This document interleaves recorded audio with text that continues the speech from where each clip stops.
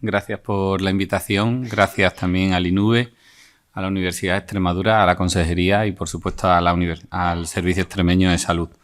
En la mesa que nos ocupa, al final, cómo pasar, ¿no?, de medicina personalizada a implantación de la farmacogenética en los sistemas de salud, ¿no?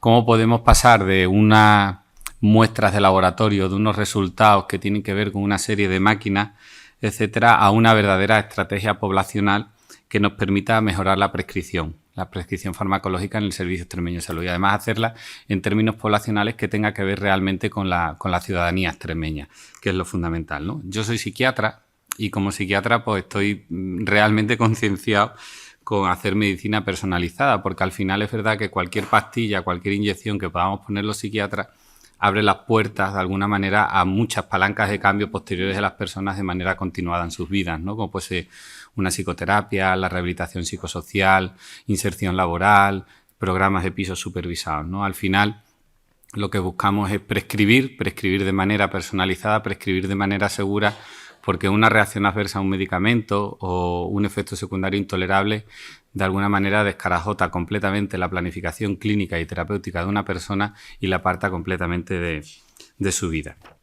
A nivel personal, si tuviéramos que hacer una cierta reflexión para cómo implantar esa farmacogenética en un sistema de salud, ¿qué nos hace falta? Pues nos hace falta, por un lado, una evidencia científica y, por otro lado, nos hace falta un sistema de salud en condiciones, ¿no?, de un sistema de salud público y accesible. Y desde luego en Extremadura pues tenemos las dos condicionantes. Tenemos evidencia científica, como ahora mismo nos van a presentar los ponentes, y tenemos también un servicio de salud con capacidad para ir implantando la cartera de servicios que a día de hoy ya lo es del Sistema Nacional de Salud de Medicina Personalizada y que no puede ser un paso atrás, desde luego, en el sistema que nos ocupa.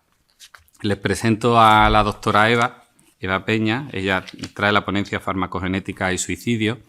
Eva Peña es licenciada en Psicología, doctora en Farmacología y Psiquiatría, es profesora doctora del Departamento de Médica Quirúrgica del área de Psiquiatría de la Facultad de Medicina y Ciencias de la Salud de la Universidad de Extremadura. Entre otras muchas cosas, es postdoc en la UCLA, miembro de INUVE, experta en farmacogenética y, sobre todo, si tuviera que transmitirle a ustedes para mí qué es Eva, es experta en interrelacionar todo lo que es ese laboratorio con luego los que estamos en la clínica en salud mental, ¿vale? Que es lo fundamental, ¿no? Cómo hacemos que las cosas realmente cobren vida, ¿vale? Y sean importantes para todas y cada una de las personas que atendemos, ¿no? Y desde luego es una voz cualificada para marcar el camino en el siguiente paso que tenemos que dar en salud mental. Así que muchas gracias, Eva. La palabra es toda tuya y encantado de poderte escuchar. Muchísimas gracias a ti. El doctor Ignacio Torres se nota que es un doctor bien informado.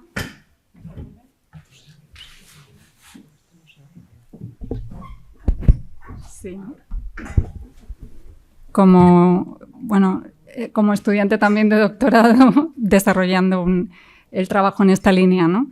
Bueno, voy a intentar ser breve porque empezamos con media hora de retraso y para que luego no vaya el programa. Nos han pedido 15 minutos, voy a intentar adherirme al tiempo y básicamente, pues, ¿qué decir sobre esta línea de trabajo? Pues fundamentalmente que empezamos esta línea de trabajo hace ya más de 20 años, si bien los estudios de suicidio se han desarrollado en la última década y fundamentalmente es una línea de trabajo del Grupo de Medicina Personalizada y Salud Mental del INUVE, en donde gran parte de las personas que forman parte del grupo está aquí y están desarrollando una labor muy interesante, ¿no? Voy a intentar contarlo como un cuentecito y ser un poquito rápida para que luego, si es posible, podamos tener un turno de preguntas y respuestas. Bien, la farmacogenética, mi interés por la farmacogenética vino precisamente como estudiante de doctorado, pero también desde la práctica clínica. Cuando me dirigí al departamento de farmacología también a hacer alguna pregunta, ¿no? Que es, ¿realmente el fármaco siempre es una solución o a veces es un problema? Cuando muchas veces los síntomas o signos que estamos viendo relacionados con la enfermedad mental obedecen a la propia respuesta del tratamiento farmacológico cuando no es suficientemente eficaz o cuando está produciendo toxicidad. En ese sentido, pues la farmacogenética sin duda es una herramienta de la medicina personalizada y como herramienta, pues evidentemente no solamente, realmente nosotros podemos, a la hora de estudiar la variabilidad en la respuesta a un tratamiento farmacológico, estudiar el perfil genético y estudiar también todos los factores ambientales. En esta presentación me voy a centrar solamente en el perfil genético, y en relación al perfil genético sería en relación a las enzimas metabolizadoras de fármacos, ¿no? Que sería algo muy específico. En concreto sería la farmacocinética. Dentro de este sistema enzimático sobre todo destaca el P450, y dentro de todas las enzimas metabolizadoras de fármacos vamos a destacar para esta presentación, ya que es en el área de salud mental, aquellas implicadas en el metabolismo de psicofármacos, ¿no? Si vemos en la gráfica, podemos observar que las principales enzimas implicadas en el metabolismo de psicofármacos pues son CYP2D6, CYP3A4, CYP2D19, CYP1A2, pero independientemente, aunque el 3A4 pueda metabolizar más fármacos que el 2C19, no nos interesa solo el número de fármacos que metabolizan, que sí, sino sobre todo el perfil, el polimorfismo genético que presentan, ¿no? Que es lo que nos va a dar mayor impacto en la variabilidad clínica. Entonces, en ese sentido, primero tenemos que destacar que estas enzimas están implicadas en el metabolismo de fármacos de muchísimo uso clínico, el 2D6 en fármacos tan importantes como la fluoxetina, ¿no? El Prozac, que todos conocemos, o en antipsicóticos como aloperidol, risperidona, pero también están implicados en otros fármacos de muchísimo uso, ¿no? Que son fármacos opioides o algunas drogas de abuso, como pueden ser la metanfetamina, pero también en antihipertensivos o en anticancerígenos, etcétera. Con lo cual, bueno, pues esto va a tener que ver con los resultados que presentemos posteriormente, pero el 2D19 también está implicado en el metabolismo de antidepresivos tan importantes o tan usados como es citalopram, sertralina y, por ejemplo, el diazepam, ¿no? El Valium, tan súper conocidísimo y usado, pero también otros como antihipertensivos o beta-bloqueantes, inhibidores de la bomba de protones, ¿no? Los antiácidos comunes, etcétera. Es decir, esto lo tenemos que tener en cuenta a la hora de prescribir en personas que están tomando un tratamiento con este tipo de fármacos que están metabolizados por estas enzimas. ¿Por qué? Bueno, presentan un polimorfismo importante, o sea, en términos de que, por ejemplo, de cada 100 personas de la población, en relación al CYP2D6, podemos encontrar que al menos de un 5 a un 7% en cada extremo, es decir, va a haber un porcentaje de la población en un extremo que no van a metabolizar los fármacos en cuestión, es decir, van a presentar delecciones en el CYP2D6 que van a hacer que no se produzca enzima, es decir, no se codifique, que no sea funcionales y, por tanto, estas personas pueden presentar toxicidad si tienen tratamiento con estos sustratos. Pero en el otro extremo vamos a tener un porcentaje de la población, en población caucásica es también de un 5 a 7% más o menos, aunque según la etnia puede variar y hay poblaciones en las que alcanza hasta un 15% los ultrarrápidos. ¿Y qué encontramos? Pues encontramos que van a presentar multiplicaciones de genes activos. ¿Y esto qué implica? Implica que van a producir muchísima más enzimas, se van a convertir en metabolizadores ultrarrápidos. Esto es un problema cuando empezamos con dosis estándares de tratamiento. Normalmente se utilizan dosis estándares para toda la población y las dosis estándares suelen comenzar en un rango terapéutico bajo, ¿no? Entonces, a lo mejor para los lentos es un factor de protección porque de tal manera que así la persona tiene menos riesgo de intoxicación si empieza por una dosis muy baja y funciona, pero para un ultrarrápido puede ser un problema y sobre todo cuando hablamos de antidepresivos, etcétera, en personas deprimidas o que tienen riesgo de suicidio y hay veces que los antidepresivos empiezan a funcionar o tienen una vida media larga que puede ser de 2 o 3 semanas, puede provocar un riesgo de tentativa suicida si empezamos por una dosis baja porque no va a ser suficiente, ¿no? Van a presentar niveles o concentraciones plasmáticas del fármaco bajas. Entonces, esto en relación al 2D6, el 2D19 pues nos pasa lo mismo, también presenta polimorfismo genético y básicamente pues vamos a encontrar sobre todo una variante alélica no funcional, que es la 2, que cuando pues encontramos homocigotos para el alelo 2 van a ser metabolizadores completamente lentos, que son como O sea, la frecuencia del alelo es como un 15%, pero la frecuencia de metabolizadores lentos para el 12-19 es más bajita, es de un 2% más o menos. Y luego encontraríamos también metabolizadores rápidos y ultra rápidos del 12-19 que se componen, o sea, que se caracterizan por la variable, por portar la variable 17, ¿no? La variable alílica 17. Bien, esto tiene que ver. O sea, normalmente cuando hablamos de estas enzimas metabolizadoras solemos decir de fármacos, ¿no? CYP2D6, CYP2C19. Es decir, hablamos del metabolismo exógeno, que no solo se compone de fármacos, también pueden ser alimentos o otros compuestos exógenos. Pero, por lo general, la mayoría de la investigación en esta línea está de alguna manera relacionada con la farmacología, ¿no? Y pongo CYP2D6 en grande y este más en pequeño porque la mayoría de la investigación realmente se ha desarrollado en CYP2D6. Pero hay una línea que ha sido mucho más nueva y a la que humildemente he contribuido un poco, que ha sido a ver cuál podría ser la relación, sobre todo, del CYP2D6 en metabolismo endógeno, ¿no? Porque evidentemente la enzima no está ahí solamente para metabolizar un exógeno, está ahí ya metabolizando productos endógenos que en muchos casos pues, están relacionados con, en el caso de la salud mental, importantes porque tienen actividad psíquica de alguna forma, ¿no? Entonces, nos hemos preguntado en estos años, en algunos casos, si realmente está implicado en el metabolismo endógeno, por ejemplo, de monoaminas o de corticoides o otras hormonas. ¿Habrá diferencias en términos fisiológicos y también habrá diferencias en términos de variables de personalidad, de funcionamiento cognitivo y también, bueno, por último, nos hemos planteado en relación al suicidio, ¿no? En función de la investigación que se ha ido produciendo en el área. Bien, pues en este sentido, los primeros estudios realmente fueron en relación a que se produjo en algunos ensayos clínicos, se observó que había una sobrerepresentación de metabolizadores lentos del CYP2D6 y entonces se preguntó, ¿puede ser que los lentos están de alguna manera tienen características de personalidad que los llevan a querer participar en ensayos clínicos que incluso pueden suponer un riesgo, ¿no? Para la salud física, porque es la primera vez que se ensaya un fármaco en población humana? Entonces, esta pregunta fue lo que motivó en parte esto y el hecho de conocer a metabolizadores lentos en los grupos de trabajo que se comportaban de manera diferente al resto, ¿no? en algunas dimensiones de personalidad, en algunos rasgos. Y entonces, en ese sentido, pues el primer estudio se desarrolló aquí en la Universidad de Extremadura en 1993 y yo lo conocí justo un poco después de que se publicara.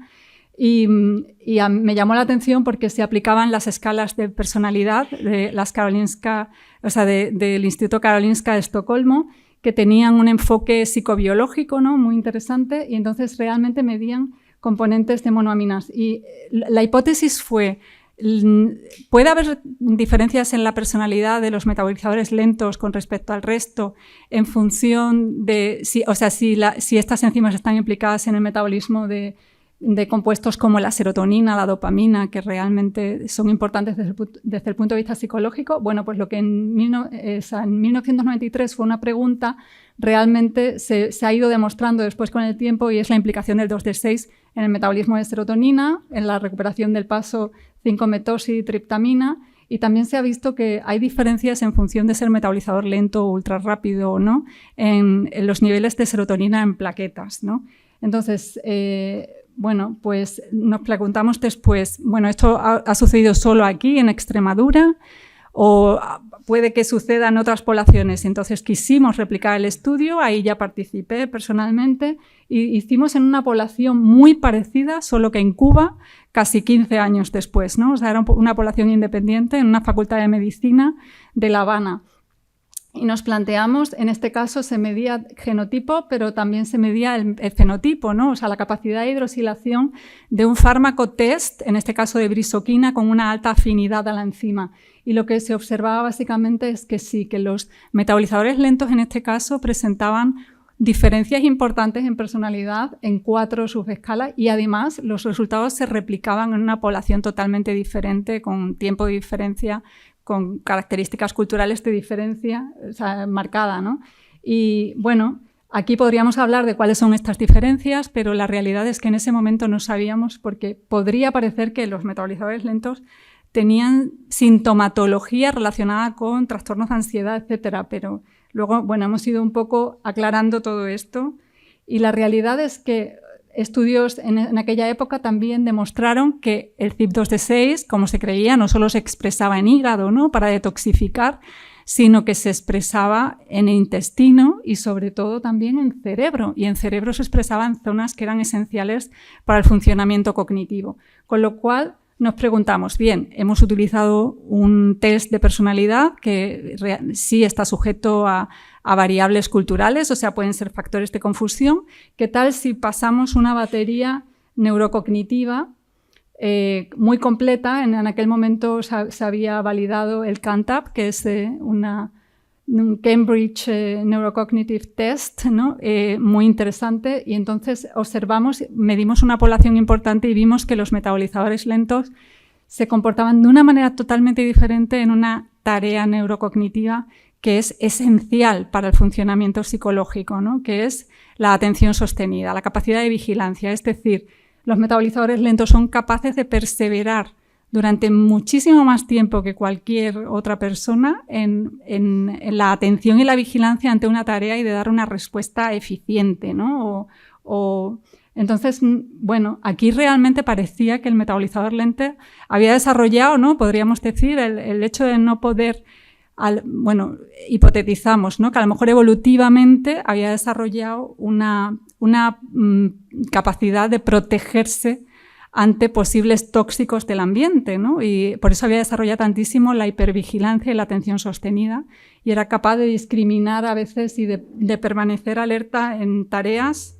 Entonces, bueno, esto podríamos hablar más detenidamente porque me estoy saltando cosas, pero básicamente nosotros quisimos hacer un estudio de neuroimagen para ver si también había diferencias desde el punto de vista de la activación de ciertos centros cerebrales que tienen que ver con la atención sostenida. No lo pudimos hacer por falta de medios, pero afortunadamente lo hizo una compañera en Alemania, Julia Stingel, y ella, pues demostró que sí, que en estado de reposo un metabolizador lento tiene una hiperactivación del tálamo, que es un centro de relevo que de alguna manera toma toda la información sensorial del medio y la pasa a la corteza.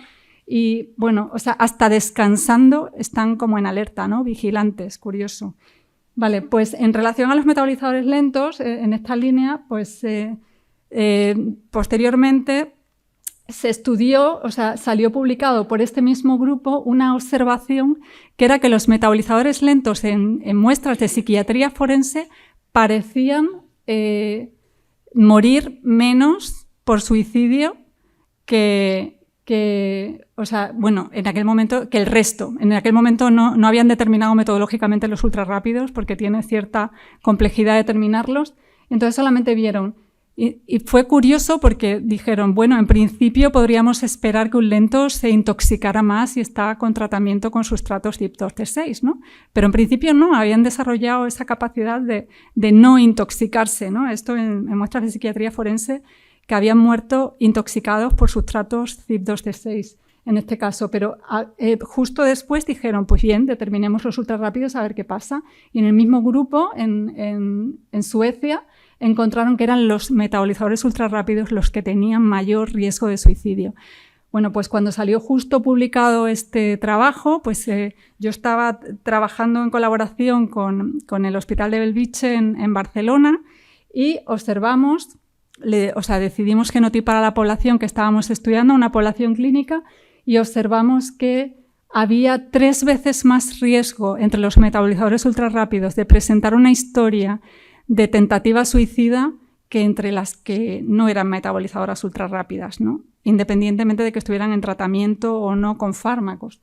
Entonces, bueno, pues realmente esta comunicación pues se publicó enseguida en una revista muy relevante en el área de psiquiatría, y porque realmente era un hallazgo importante, ¿no?, a tener en cuenta. Después hemos seguido en esta línea, en colaboración, por ejemplo, esto es un trabajo en colaboración con la Fundación Jiménez Díaz en Madrid y el Hospital Ramón y Cajal, en donde son pues poblaciones muy importantes de pacientes que han intentado suicidarse, y también han sido genotipados para ver realmente si también presentaban mayor riesgo de cometer intentos de suicidio.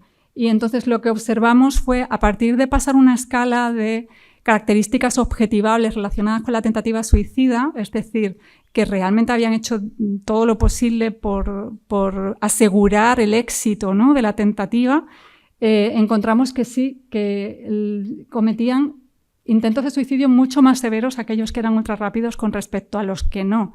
Es decir, no solo cometían intentos de suicidio, sino que al morir por suicidio, o sea, lo que realmente también es destacable es que presentan una letalidad potencial superior, ¿no?, de la tentativa.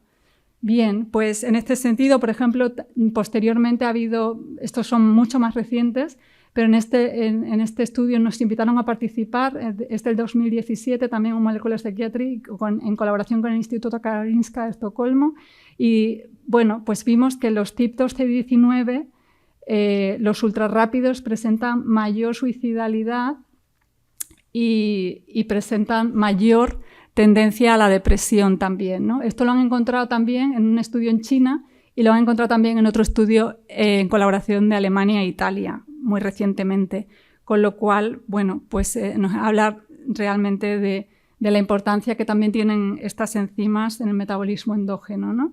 Entonces, pues hemos hablado un poco del metabolismo endógeno, vamos a ver ahora también un poco la evidencia en relación a los fármacos. Creo que le he dado mal. Ahora, bueno, pues básicamente este es un estudio del 2004 que formó parte de la tesis del doctor Antonio González, y entonces aquí medimos en una población en monoterapia con fluoxetina, que esto es súper difícil, sobre todo en Europa. En otros países sí a lo mejor se puede encontrar, pero aquí es muy difícil.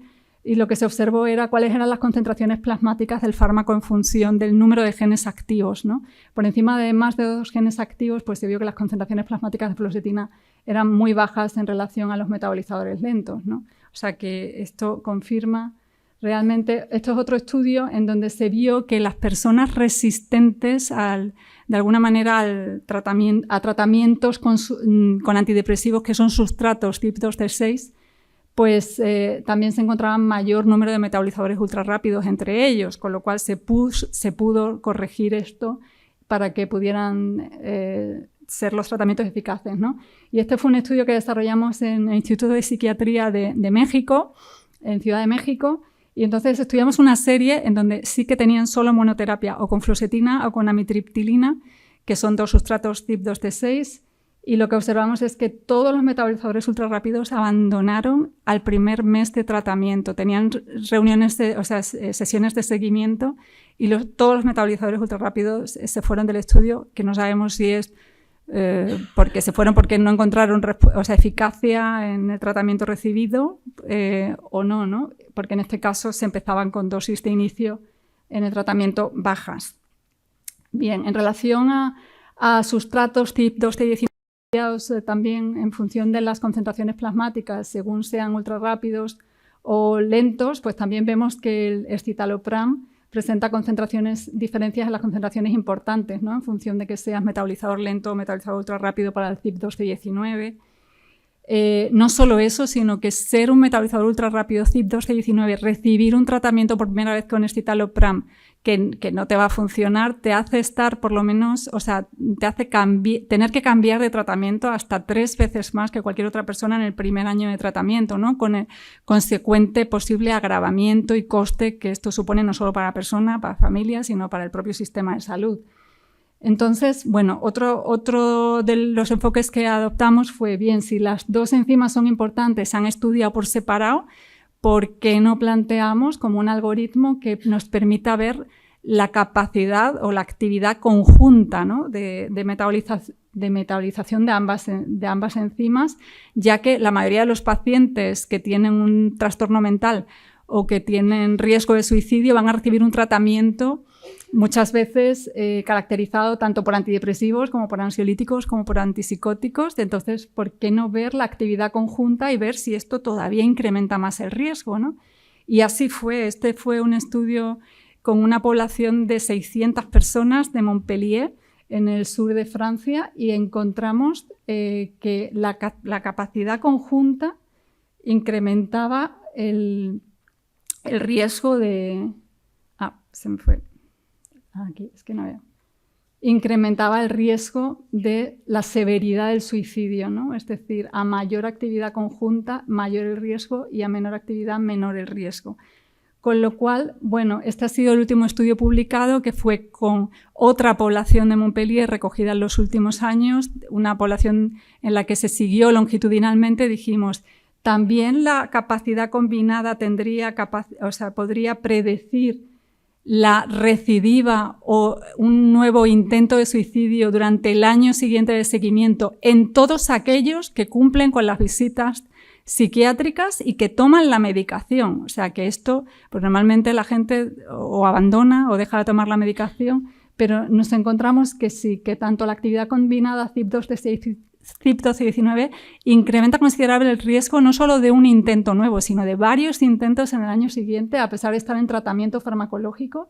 Y encontramos otro factor que no había sido estudiado previamente, como es la polifarmacia. Es decir, por encima de 4 fármacos, las personas reintentaban el suicidio y de alguna manera la capacidad metabólica ya no era tan predictiva. ¿Por qué? Porque pesaba muchísimo más todo lo que supone el riesgo de interacciones medicamentosas, ¿no? de efectos adversos debido a las interacciones.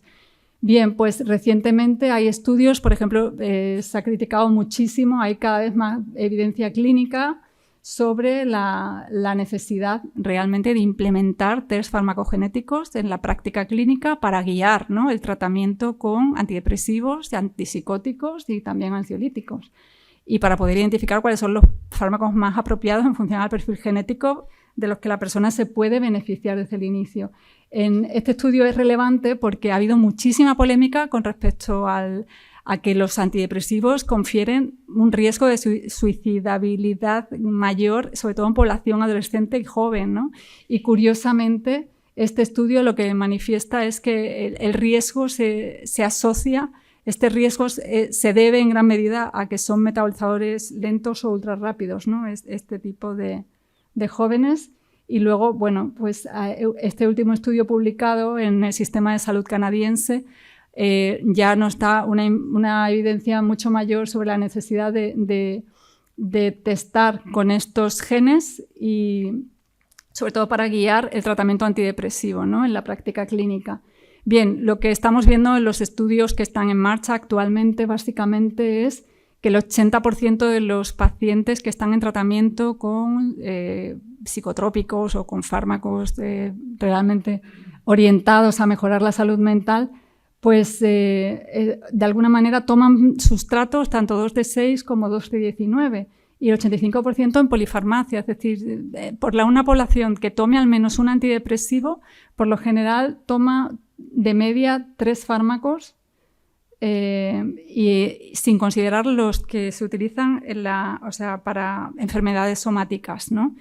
Que curiosamente no lo he dicho, pero la polifarmacia que habíamos observado que confería riesgo, sobre todo se asociaba a todos los fármacos que se prescribían para enfermedades somáticas que no se habían realmente controlado, ¿no? o monitorizado en estudios dentro de estudios en enfermedad mental. Bien, pues básicamente cuando decimos nos podríamos beneficiar realmente de implementar test farmacogenéticos, hoy en día ya no sé si es una opción o ya es una obligación desde el momento que las agencias reguladoras incluyen información en la ficha técnica, ¿no? Y no solo de 1 o de 2, sino de 3 de cada 4 antipsicóticos y 3 de cada 4 antidepresivos. O sea que parece que es una realidad necesaria y casi obligada, y para el CYP2D19 también, ¿no? Para muchos antidepresivos y ansiolíticos.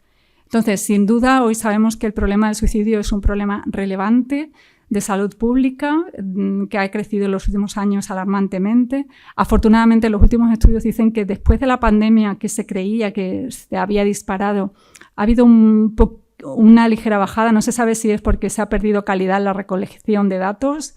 Ahora mismo esto está en observación, pero pudiera ser también que están surgiendo realidades paralelas. Yo soy optimista, tengo esperanza y me interesa la vida, ¿no? O sea, me quiero preparar para la muerte para vivir mejor, pero básicamente me interesa eso, ¿no? La vida en el sentido de bueno, puede que hayan surgido realidades, comunidades o gente que ha tomado nota y realmente se ha hecho más consciente de que estamos viviendo un momento de crisis importante y de que se puede vivir de otra manera, ¿no? No tenemos por qué estar sufriendo innecesariamente, pero sin duda, o sea, el suicidio es un fenómeno muy complejo de etiología multifactorial y esta línea de trabajo solamente aborda un factor, que es el tratamiento farmacológico, es decir, es solamente uno de los aspectos, o sea, no pretende llegar a más lejos, ¿no? Pero sí que es verdad que se puede prevenir en este porcentaje de población que pudiera estar maltratada, ¿no? Si identificamos estos factores de riesgo. Y también teniendo en cuenta que en países de alta renta el método de suicidio elegido es sobre todo intoxicación por fármacos u otras sustancias, ¿no? Entonces, bueno, pues futuros estudios, pues creemos que sería bueno realmente genotipar para estos dos enzimas, para los genes que codifican estas enzimas. También valorar si el tratamiento farmacológico congruente con el genotipo o el perfil genético es mejor que el que no es congruente, medir niveles plasmáticos y sobre todo ver cuál es la respuesta al tratamiento, ¿no? Evidentemente hay muchos desafíos como la polifarmacia o el numeroso volumen de variables y datos que muchas veces no es posible de manejar y analizar, pero bueno, este es un poco el camino. Pues muchísimas gracias.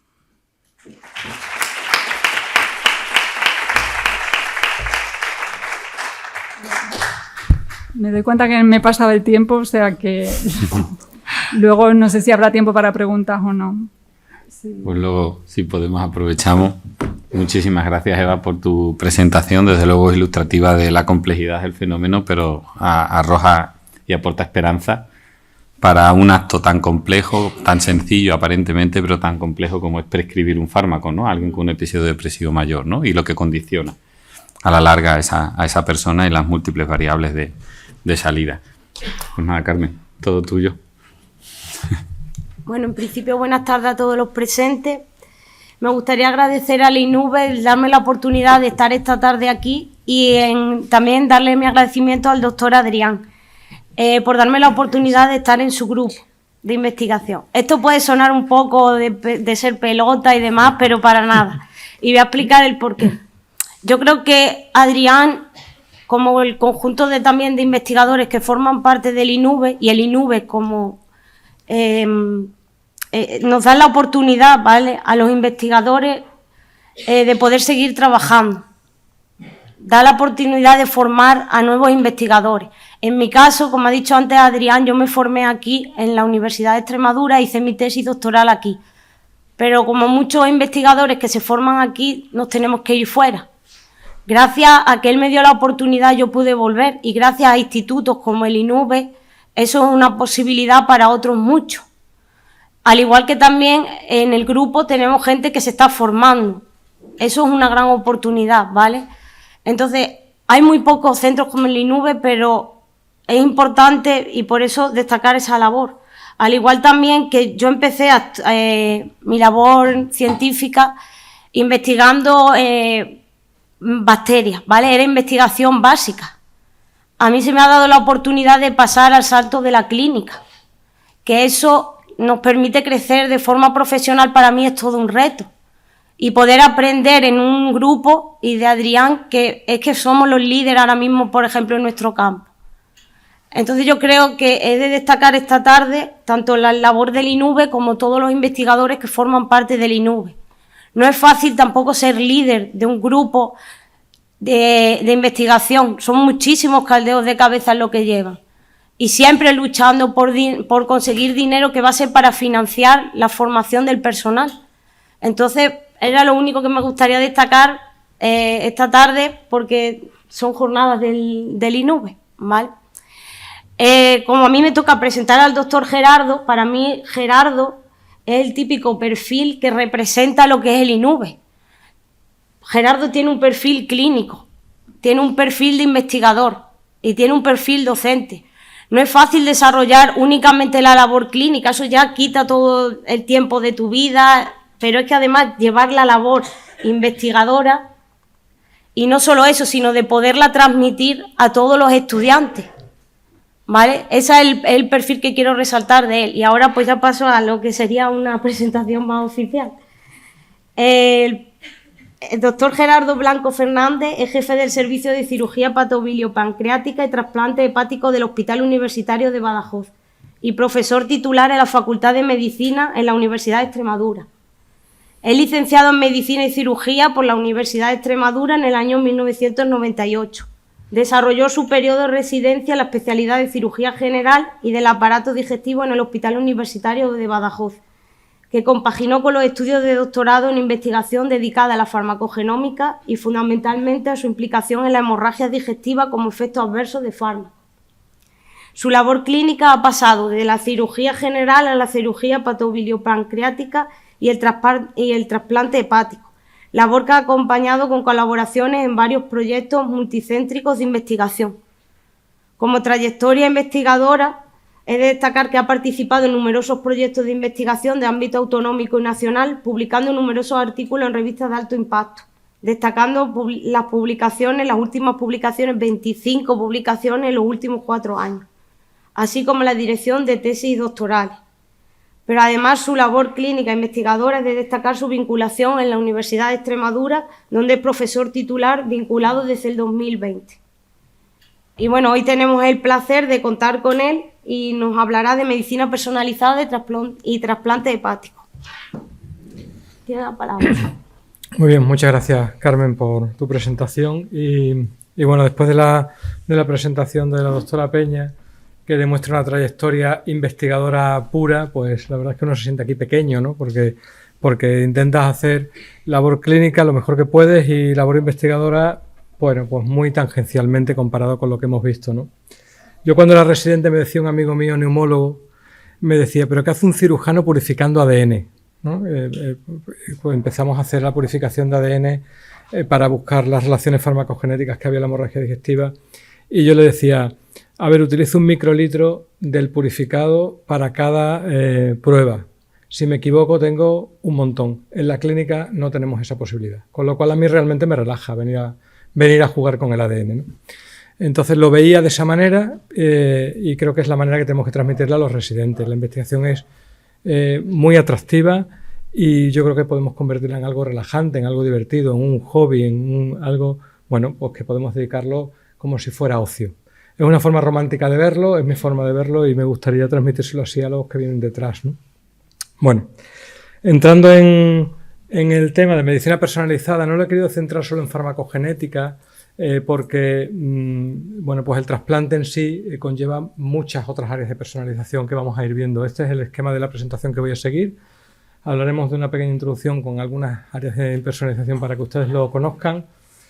Algunos aspectos de inmunosupresión en trasplante, que es el eje fundamental que ha conseguido los buenos resultados que se tienen a nivel internacional con trasplante.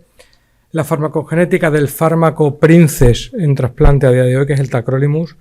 Y luego hablaré unas pinceladas de unos datos que me han pasado el equipo de Medea sobre qué llevamos recogido muy brevemente en la cohorte de trasplante dentro de este proyecto tan ambicioso que todos ustedes aquí conocen, que es Medea, para cerrar con unas conclusiones finales. Fíjense, esta es la evolución del número de donación de órganos en España. Es conocido por todos, pero yo creo que hay que destacarlo. Como siempre, España ha ido creciendo gracias a la creación de la Organización Nacional de Trasplante y ha ido creciendo de forma sistemática todos los años hasta la maldita pandemia en la que hubo una caída de donantes, pero a pesar de la caída resistimos y el número de donantes fue muy similar a lo de hacía unos años, hacía 10 años previo. Es decir, que el sistema demostró una fortaleza tremenda como para que la donación no cayera al subsuelo, sino que se permaneciera en cifras muy decentes, con una recuperación que estamos teniendo ahora muy rápida en los años posteriores. España es líder mundial, como todo el mundo sabe, en donación de órganos, sigue siéndolo año tras año, pero con mucha distancia con respecto a países de su entorno. Y esto es destacable. Y Extremadura, aquí estamos, ¿no? Tenemos algún punto de liderazgo en alguna cosa y el trasplante es una de ellas, con una tasa de donación muy importante, muy por encima de comunidades pues casi el doble que Madrid, ¿no? Tan llamativo y con hospitales de tanta referencia como son Madrid, pues Extremadura, con nuestros pequeños hospitalitos conseguimos tener tasas de donación que duplicamos esas cifras, ¿no? ¿Y esto en qué se traduce? Pues evidentemente la donación se traduce en trasplante de órganos, como no puede ser de otra manera, y aquí tenemos las tasas o las cifras de donación. Fundamentalmente en azul oscuro abajo son los trasplantes renales y el siguiente gran bloque es el trasplante hepático. Otros, bueno, pues son menos frecuentes, pero también son un número muy importante. Con esto hablamos de más de 5.000 trasplantes anuales de órganos sólidos en España en el año 2022. Por romper un mito que mucha gente que está aquí en la audiencia pues no conocen, hay que entender que el trasplante, fíjense, solamente un 4% de los órganos proceden de accidentes de tráfico. Esto no tiene mucho que ver con la charla, pero creo que es mi obligación hacerlo a modo de difusión para que rompamos ese mito de que la mayoría de los donantes no son de accidentes de tráfico, sino de accidentes cerebrovasculares, y por lo tanto la edad de los donantes, fíjense cómo ha ido creciendo y tenemos bastantes donantes de más de 80 años. Es decir, los órganos pueden donarse a cualquier edad y yo creo que eso es importante, que cuando uno ha estado en una charla de trasplante por lo menos se lleve este mensaje a casa. ¿Cuál es nuestra estrategia siempre en medicina o casi siempre? Pues individualizar. Cada paciente es único y bueno, pues en el trasplante no puede ser de otra manera. Y aquí la individualización empieza desde el momento en el que surge un donante y tenemos que decidir a quién se le asigna ese órgano. No es algo matemático, no es algo automático, sino que tenemos que decidirlo en los equipos humanos en que participamos en la decisión. Se siguen unos criterios clínicos de priorización de cada órgano. Por ejemplo, si tenemos un paciente muy grave en hígado con un fallo hepático fulminante que sabemos que no sobrevivirá sin trasplante en las siguientes 24 o 48 horas, evidentemente hay que ponerle cualquier órgano, el primero que llega, y España en eso es un ejemplo, con un sistema que se llama de código cero, que se le asigna el primer órgano que surja a nivel nacional o incluso con Portugal a ese paciente. Pero si tenemos un margen, buscamos la compatibilidad y la personalización en base a estos criterios. Intentamos ajustar por edad, por criterios antropométricos. No es lo mismo que si yo fuera donante, mi hígado probablemente no le vendría bien a Carmen, no le cabría, por una cuestión anatómica, y probablemente el hígado de Carmen a mí no me vendría bien porque haría una insuficiencia hepática por un hígado pequeño, con lo cual estos son criterios que tenemos que seguir, a veces difíciles de encajar, pero que tenemos que intentar, igual con el corazón, etcétera, intentar ajustar. Y luego las compatibilidades para cada órgano. Por ejemplo, en el hígado no necesitamos el RH sea compatible, simplemente con el grupo sanguíneo es suficiente, y sin embargo en el riñón se exige una compatibilidad por HLA, por un cross-match mucho más personalizado de lo que se sigue en el hígado. Como esto es un quebradero de cabeza importante, hace unos años en España un grupo liderado por Córdoba desarrolló un modelo que se llama MADRE, que son las siglas de Modelo de Asignación Donante-Receptor Español. Y este modelo MADRE participamos muchos grupos de nuestro entorno, entre ellos nuestro equipo, para establecer un modelo basado en inteligencia artificial, de manera que le pudiéramos decir a un algoritmo, cuando tengo una serie de datos del donante, tiene cargada la lista de espera de todos estos grupos y me dice qué paciente va a tener más probabilidad de supervivencia con ese órgano de ese donante. Esto se validó posteriormente en una cohorte en Inglaterra y ahora estamos con la secuela, ahora estamos alimentando todavía la máquina de inteligencia artificial, entrando más datos para ver si conseguimos mejorar la agudeza del modelo. ¿Por qué nos empeñamos en seguir mejorando los resultados de trasplante? Bueno, estas son las cifras de trasplante hepático, los resultados que tenemos en los últimos años.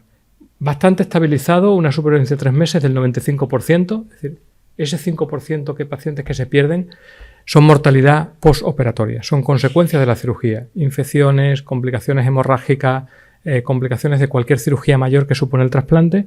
Y fíjense que al principio, en el año 84, cuando se empezó a hacer trasplante hepático en España, teníamos un 10% de pérdida de pacientes y hemos pasado a un 5%. A 3 años, ¿cómo estamos?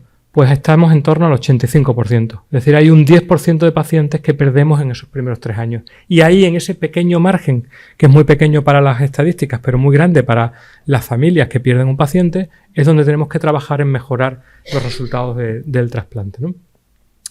¿Por qué se mueren los pacientes? Pues por complicaciones que pueden ser precoces, la no función del órgano. Ponemos un órgano que ha sufrido una agresión, lo hemos metido en frío para transportarlo, etcétera, y puede no funcionar. Y luego complicaciones de la cirugía, infecciones, como decía, y rechazo. Rechazo que hemos conseguido mejorar gracias a los fármacos que ahora vamos a ver. Exponemos a un paciente, a un órgano, a un sistema inmune del receptor y tenemos que tratar ese rechazo con una serie de fármacos. Y tenemos que buscar un equilibrio para prevenir ese rechazo agudo o crónico, un equilibrio con la inmunosupresión, puesto que la inmunosupresión paga un peaje, nos hace pagar un peaje, que es este: tumores, insuficiencia renal, infecciones y riesgo cardiovascular. Los pacientes a la larga trasplantados se mueren de tumores y de habitualmente infarto cerebral o infarto cardíaco. En base a esto, bueno, pues un pequeño repaso a la inmunosupresión. Esto es el eje fundamental de la inmunosupresión. Nos manejamos con corticoides o anticuerpos en la inducción, en el momento del trasplante, durante la fase de reperfusión. Es decir, conectamos el hígado al torrente sanguíneo y una vez que lo conectamos, le ponemos unos fármacos para evitar el rechazo hiperagudo, el rechazo inmediato durante la cirugía, y luego en la fase de mantenimiento utilizaremos corticoides, el pilar básico anticalcinurínico, la ciclosporina, que se desarrolló en los años 60 y revolucionó el mundo del trasplante, y posteriormente el tacrolimus, antimetabolitos como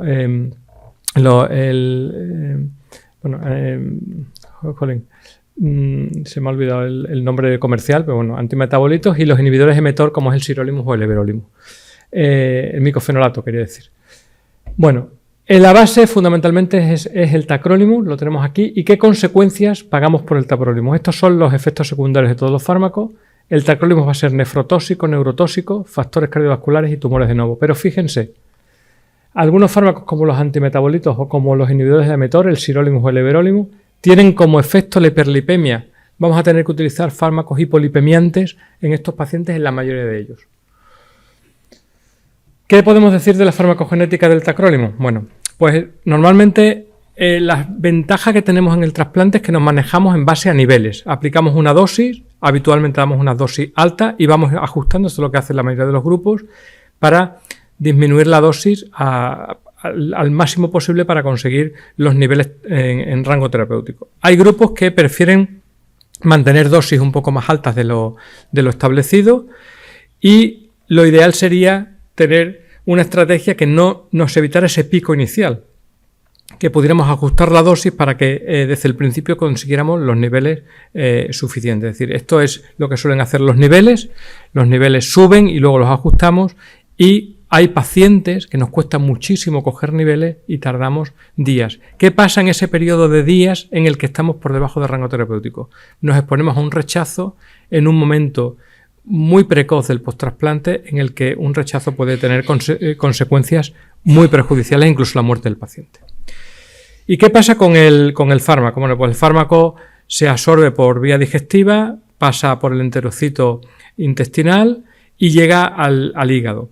¿Dónde tenemos citocromo P450? Que es lo que una de las isoenzimas va a metabolizar el fármaco. En dos lugares fundamentalmente, en el intestino y en el hígado. ¿Vale? El fármaco fundamentalmente implicado, la isoenzima fundamentalmente implicado es la 3A5, y lo que se ha podido evidenciar en nuestra población, la mayoría de los pacientes pues tienen, como ven, un 87% tienen la mutación, son homocigotos para la mutación para la ALO3. Como decía antes la doctora Peña, ya hay recomendaciones en ficha técnica de los fármacos, y aquí se nos recomienda ajustar la dosis, incrementar la dosis de inicio 1,5 a 2 veces con respecto a la dosis de inicio cuando hay una mutación. ¿Qué ocurre? Que la dosis de inicio que nosotros recomendamos ya está elevada, puesto que la mayoría de la población tiene una expresión, digamos, metabolizadora lenta. Por lo tanto, lo que tendríamos que hacer es que en el paciente que tiene un fenotipo wild type, lo que tendremos que hacer es disminuir la dosis, justo al revés de lo que nuestra mente entendería inicialmente, ¿no? El objetivo que tenemos con este fármaco va a ser evitar, por una parte, el fallo terapéutico, es decir, evitar el rechazo, pero también, por otra parte, evitar los efectos adversos. Los efectos adversos fundamentalmente son nefro y neurotóxicos, y hay que entender que no solo se deben al nivel de fármaco, sino también a sus metabolitos activos. Y esto es muy importante a la hora de entender cómo tenemos que ajustar en base al genotipo la dosis de los fármacos. En el último consenso del 2019, fíjense que se establece una serie de recomendaciones en cuanto a farmacocinética. Se establece cómo monitorizar el fármaco, con qué tipo de análisis en laboratorio. se establecen unas recomendaciones en farmacogenómica y una de ellas es el análisis de 3A5 y 3A4, el genotipado, y ojo, en el hígado de donante y receptor. Aquí entra en juego por primera vez un concepto diferente con respecto a cualquier otro tipo de paciente. El metabolismo hepático, el metabolismo del 3A4 y del 3A5 son fundamentalmente hepáticos y estamos hablando de un paciente que se le ha puesto un hígado nuevo, un hígado diferente. Por lo tanto, podemos tener un genotipo de un paciente receptor y un genotipo diferente en el hígado donante. La combinación que se establece también en este trabajo es que tenemos que tener en cuenta el 3A5 y el 3A4, fundamentalmente la variante alélica 22 del 3A4 y la variante alélica 3 del 3A5, y en base a eso se establece una tabla, como ven en la imagen, que no me voy a detener, en la que el metabolizador normal, pues es este paciente que va a tener una expresión del alelo 1 y aquí no expresor o no portador del alelo 22 en 3A4. En base a eso podemos entender cómo va a comportarse un paciente y teniendo ese detalle o ese dato vamos a poder saber cómo se va a comportar teóricamente el paciente en cuanto a los niveles que vamos a alcanzar, ¿no? ¿Cómo medimos estos niveles? Pues fundamentalmente el patrón, o sea, el parámetro que más se ajusta al comportamiento del paciente en cuanto a su rechazo y sus complicaciones va a ser no solo el nivel que hacemos, sino el ratio entre el C0, es decir, el nivel que tiene el paciente justo antes de la toma de la medicación, y la dosis administrada.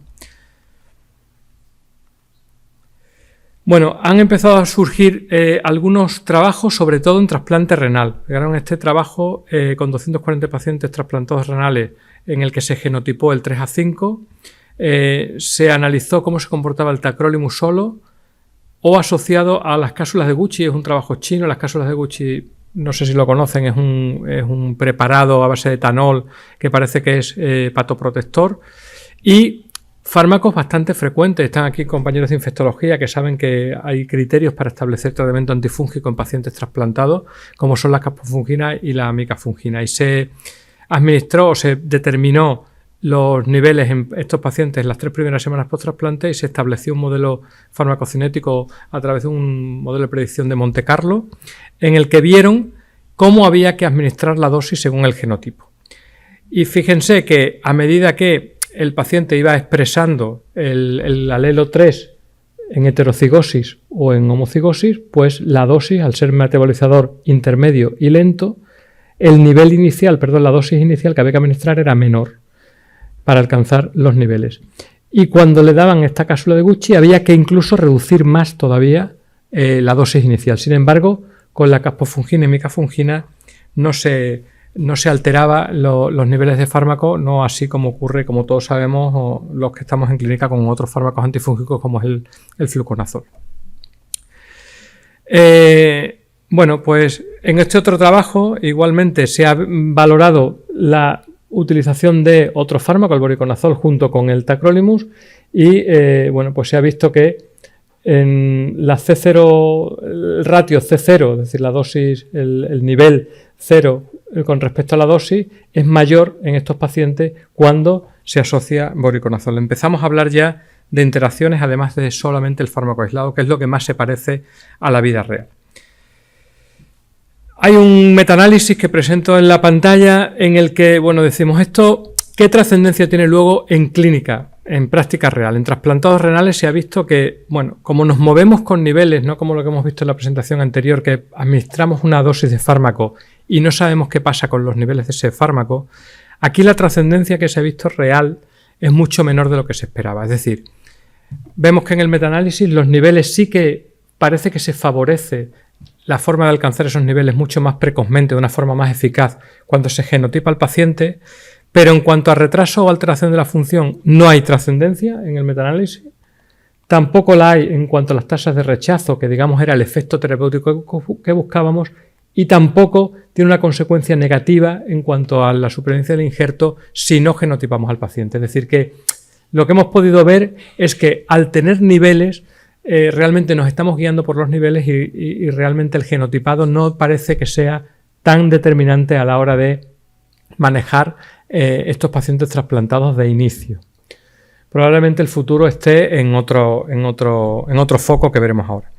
Tuve la oportunidad de trabajar con el grupo de Sevilla y fruto de eso salió una tesis que voy a presentar brevemente, en el que se recogieron pacientes de una serie de hospitales y se analizó, bueno, cómo se comportaban los pacientes en función del genotipo, y se vio que los niveles eran mucho más estables cuando conocíamos el genotipo del paciente. No voy a detenerme demasiado, pero sobre todo lo interesante aquí es que vimos o vieron que en los 3 primeros meses, hasta el 90 días, quien mandaba era el receptor, es decir, el genotipo del receptor, porque la expresión estaba fundamentalmente comandada por el intestino. Y a partir del 3er mes, quien mandaba era el donante. Por lo tanto, esto es muy importante, esto es muy novedoso a la hora de saber, cuando tengo 2 genotipos, a qué genotipo tengo que hacer caso para poner una dosis inicial, pero estar muy atento cuando va pasando el tiempo, porque quien puede empezar a dominar es el genotipo donante, y por lo tanto tengo que hacer cambios, a lo mejor si el genotipo es diferente, y no confiarme en que el paciente le puedo dar una revisión a 6 meses porque va a estar estable, sino que tengo que anticipar esa revisión para modificar la dosis en función de los niveles, puesto que el genotipo es diferente. Yo creo que esto tiene mucha trascendencia en clínica. Yo creo que este es el mensaje, no quiero extenderme en todo esto. Ellos no vieron que hubiera una tendencia significativa, una relación estadísticamente significativa en cuanto a la insuficiencia renal, pero sí había una cierta tendencia en función del genotipo, y en los que expresaban 3 a 5 había más efectos secundarios, y sobre todo, muy importante, sí que había más tasa de rechazo en este grupo. No habíamos visto esto en el metaanálisis en riñón, pero aquí sí se veía que había más rechazo en aquellos pacientes que tenían un metabolismo normal o intermedio con respecto a aquellos que tenían un genotipo que se traduciría en un fenotipo metabolizador lento. Este grupo ha presentado una ampliación de este trabajo y me ha llamado la atención. Esto se ha presentado la semana pasada en Coruña, en la Sociedad Española de Trasplante Hepático, y me ha llamado la atención que han avanzado en hacer el genotipo en muestras de tejido. No le hemos visto mucho sentido a esto, puesto que el genotipo se puede analizar en sangre, y la realidad es que no han encontrado nada nuevo en cuanto a niveles y todo lo que hemos estado viendo, pero sí que hay algunas asociaciones con fenómenos protrombóticos que, bueno, son pocos pacientes y habrá que estudiarlos un poco más en profundidad. ¿Qué tenemos hecho aquí? Esto me lo han pasado el grupo Medea y le agradezco las diapositivas, cortesía de ellos, en el que hemos analizado, se han analizado 80 pacientes en total del área de salud de Badajoz, fundamentalmente entre trasplantados hepáticos y renales, que son los programas de trasplante que tenemos activos en nuestro hospital. Y aquí tenemos un poco la distribución por sexo, la mayoría son varones, y sobre todo es importante saber que muchos de estos pacientes tenían reacciones adversas a medicamentos, y por lo tanto aquí hay un punto importante a explorar, y que tomaban muchos fármacos. Es verdad que estos fármacos son pretrasplante, muchos de estos fármacos son suspendidos en el posttrasplante porque son diuréticos para manejar la citis, y todo esto se corrige, pero fíjense que hasta 8 fármacos de media llegan a tomar los pacientes, y por lo tanto yo creo que aquí se abre la esperanza o el abanico de explorar estas interacciones en base a la farmacogenética. Yo creo que es donde vamos a tener un campo mayor dentro de la corte de trasplante. En cuanto a los citocromos, se han analizado, como ven, el 12-9, el 12-19, el 2D6, y en cuanto al 3A4 y 3A5 los tenemos aquí, ¿vale?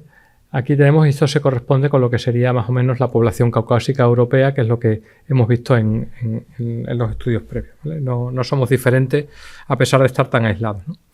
Y ya para concluir, pues yo creo que en el trasplante tenemos un mundo por explorar todavía, está muy en desarrollo, con trabajos muy preliminares. Y aquí en el trasplante hepático, pues tenemos que tener en cuenta que hay aspectos genéticos del donante y del receptor que entran en juego como singularidad en el hígado.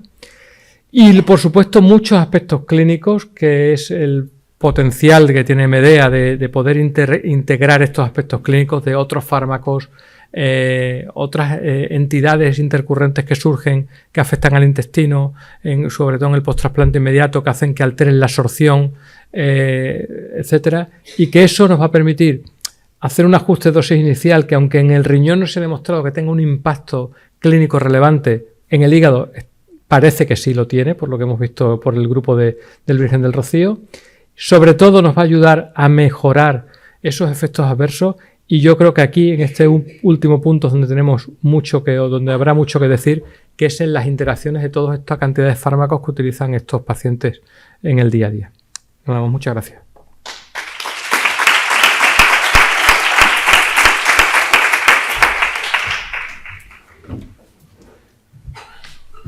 Bueno, pues pasamos a una ronda de preguntas. Si alguien tiene alguna pregunta. A mí sí que me gustaría hacerte una pregunta, Gerardo. En el estudio este de Virgen del Rocío había analizado únicamente el genotipo de donantes y receptores, pero en relación al citocromo 3 a 5, ¿no? Bueno, en el grupo del Rocío había también otro análisis que era, lo que pasa es que no lo he puesto aquí porque pero analizaban también un transportador. Bueno, pues porque, como sabéis, el fármaco, la célula se carga de fármaco y hay un transportador que lo va sacando fuera, ¿no? Entonces esto también tenía una cierta interacción en cuanto a la intoxicación de fármaco, digamos, por parte de la célula. Lo que pasa es que esto tenía menos trascendencia y no llegaron a encontrar ninguna conclusión y lo he eliminado de la ecuación y me centro más en el 3 a 5, que parece que es lo que más peso tiene. Es que te lo preguntaba porque no sé si os tenéis planteado el análisis de otros citocromos que metabolicen fármacos, otros fármacos, por ejemplo, la mayoría, pues el citocromo C12-9 o el 2D6 que metaboliza la mayoría de los fármacos, porque muchos de esos fármacos sí que van a ser fármacos que estén prescritos en vuestros pacientes.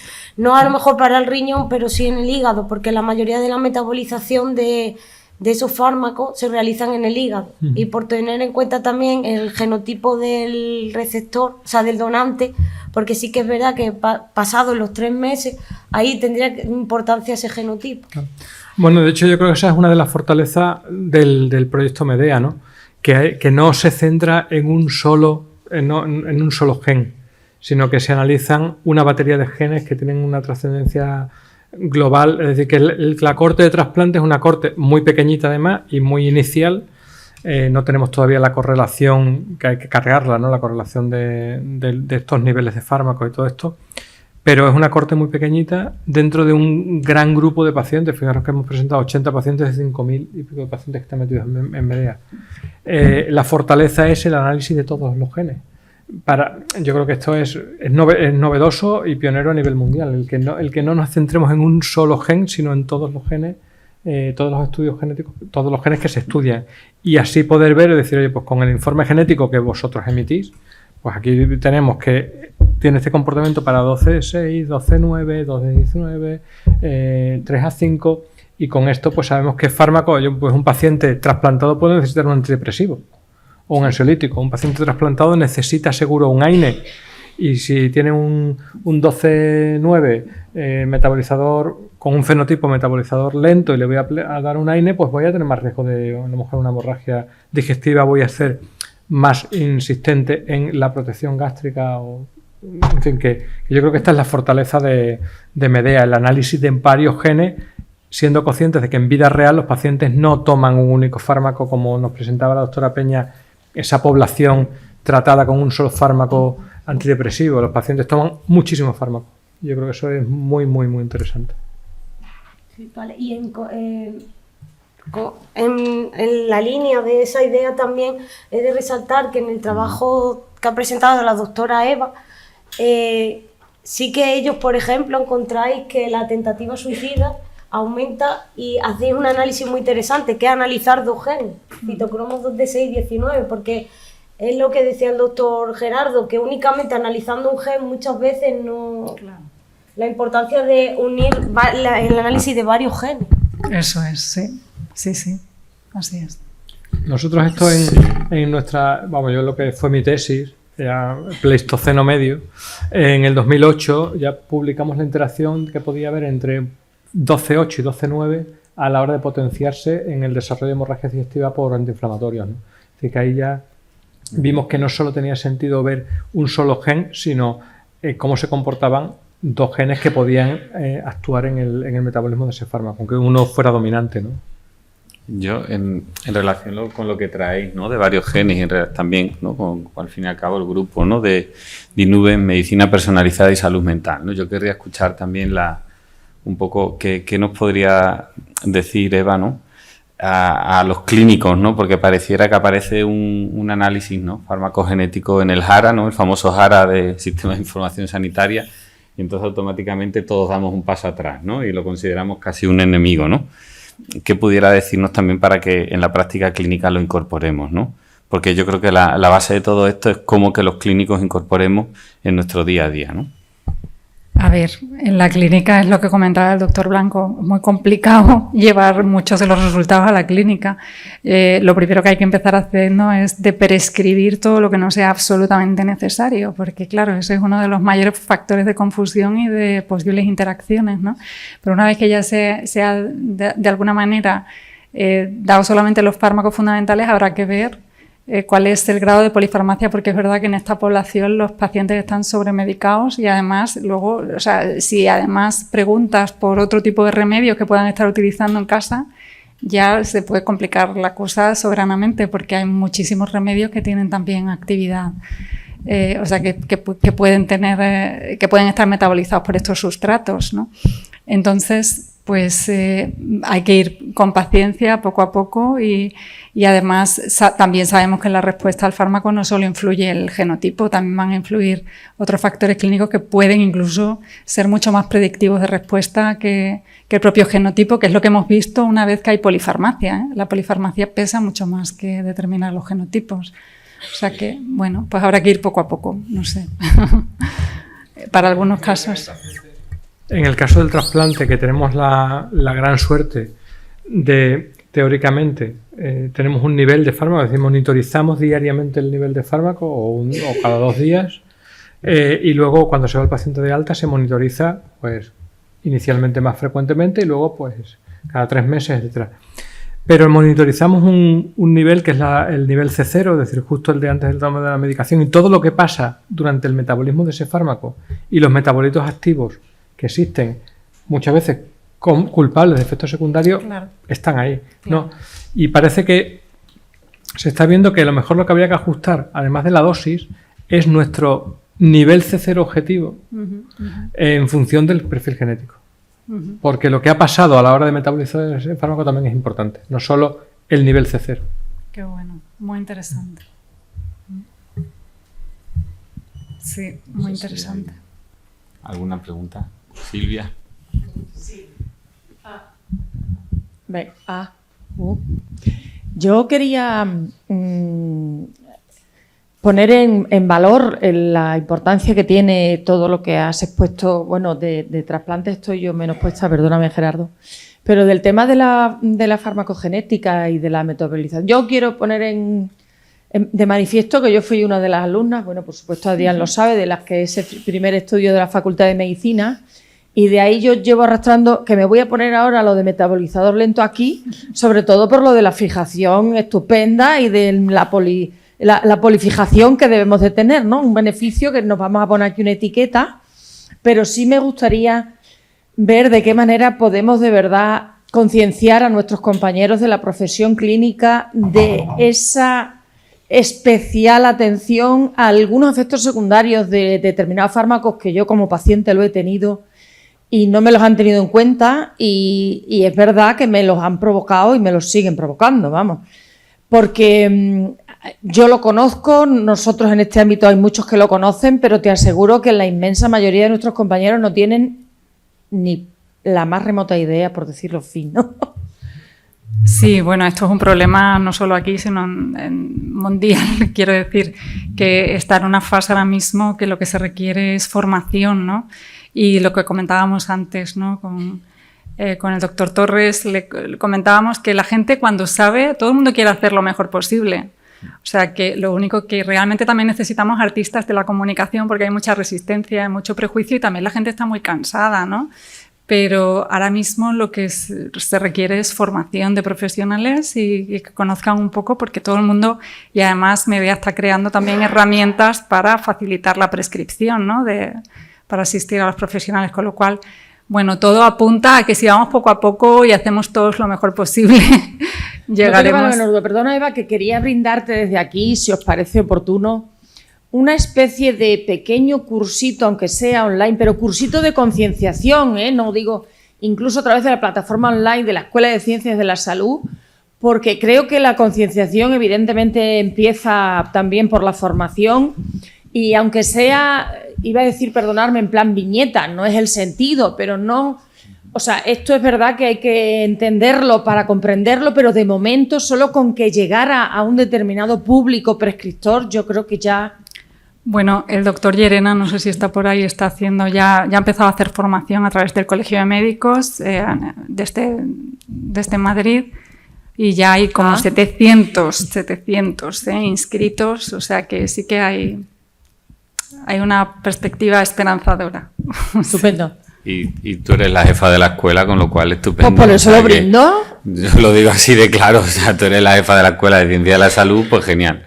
Vamos, yo ¿sabes? te lo brindo en ese sentido, que no, pero en plan de... Miel sobre hojuelas, ¿sabes? Claro. O sea, hay cosas muy formales, con muchos créditos, con mucha acreditación, pero por otro lado también tenemos otros portales de divulgación que hasta en los banners, esto que le llaman los de sistemas de la información, que aparecen en nuestra página del SES, que estamos acostumbrados ahora a tantos flashes de información, pero que a base de repetirte algo te queda, ¿no? Pues algo así, ¿no? O sea, tenme en cuenta si soy metabolizador lento o rápido, no sé, ¿no? Algo así que vaya captando algo porque somos los raros de izquierda o de derecha, perdón, de lento o de rápido, no se me entienda mal, somos desconocidos, ¿no? Como las enfermedades raras somos. Sí, es verdad que estoy de acuerdo con la doctora Peña en el sentido de que necesitamos también artistas de la comunicación. Es decir, lo que podemos, una de las conclusiones, no sé el resto de los profesionales, las profesionales de la mesa si estarán de acuerdo conmigo, pero una de las consecuencias emocionales de la pandemia en los profesionales y las profesionales sanitarias es el cansancio. Es el cansancio y el hastío con la propia profesión, ¿no? Y el haber, de alguna manera, sentido sobre las espaldas, haber llevado una situación pandémica, ¿no? Que el resto del mundo es verdad que ha sufrido, pero el resto la hemos sufrido y trabajado, ¿no?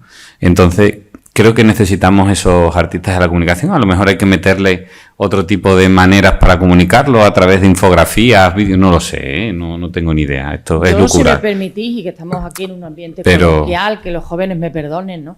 Pero tengo una compañera, bueno, pues del ámbito universitario que está ideando utilizar, entre comillas, lo de utilizar a estos genios que salen ahora de la comunicación, de Instagram y compañeros para transmitir determinada información. Quiero decir, lo pongo ahí en la mesa porque es que nunca se sabe cómo se llega.